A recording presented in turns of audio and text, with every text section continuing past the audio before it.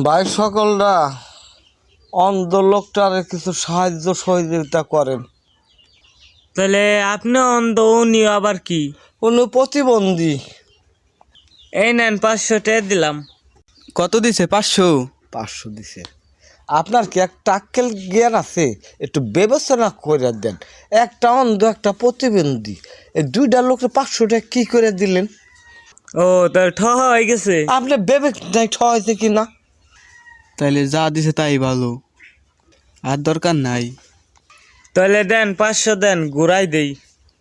থাক, যা দিছে তাই নিয়ে আইডে নো। না, 500 করে 1000 দিবার পারে।